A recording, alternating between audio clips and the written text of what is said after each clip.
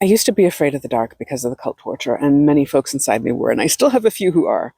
And it can also depend on how triggered I am. Like, I do not like being out in Halloween when it is night, as soon as it gets a little bit dark. There are so many parts of me who are really scared. But it's because cult torture happened, the formal rituals and a lot of the mind control happened so much at night. And the rape where it would be like 30 to 50 men at a time, like not at a time, but like repeatedly over and over and over and over would happen at night. I did get tortured in the day. I did have mind control used against me in the day. I did have trafficking in the day, and I had a lot at night.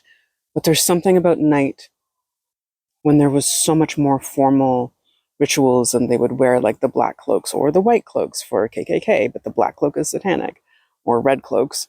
And the ritualized things with like the pentagrams and torches and the altars and so much other stuff, and a lot of the murder, although there was murder in the day too, but it's even scarier at night. And so folks inside me hold that terror.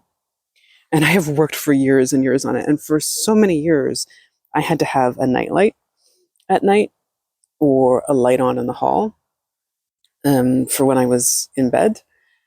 And now I'm okay to sleep in the dark with maybe a little bit of light somewhere, but I can handle the dark now, except on days when I am more triggered, nights when I am more triggered or I've had a rough time, or if it is completely dark. If it's completely dark, like if it is so dark that I can't make out anything in the room, folks inside will still get scared. And it makes sense with what we've been through and with how much was done at night in secret, and the formal rituals and the really extreme mind control that was happening at night.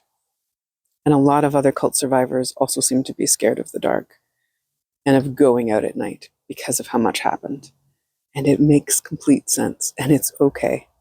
I sleep with a stuffy, a giant squishmallow that a dear friend of mine sent me, and having that brings a little bit of safety. And I try to do things that help folks inside feel safer at night. Like I have monarch butterflies as stickers and other things throughout my room, and we have like a giant leaf-like thing, and we have a weighted blanket that we sleep under, and that actually helps a lot. And I also use arnica at night to keep us from having the trauma nightmares, which so often happen at night. But it used to be that I would wake up more than 30 times in the night because folks were scared. And that still happens sometimes, especially hard times of year, because so much happens at night. And like we were woken up from sleep and taken to cult torture and then eventually brought back. And then my mother would wake me up every morning at 6 a.m. for rape, 6 or 6:30. So like I hate waking up at that time. But folks inside me, especially kids who are scared, still put off going to bed and put off going to bed because it's hard. And so we have lots of workarounds and ways that we try and work together. And it's okay that there are reactions to the cult torture and everything that happened. It makes complete sense. And it's not something to be ashamed of if you also are scared of the dark. It makes sense with everything that happened and with the context. And it's okay. And it can change over time. Like I actually have blackout curtains now because the building across from us uses so much light. I have blackout curtains to help us sleep better. And that makes it so much darker. And we're okay with it now, as long as we can make out some things in the room.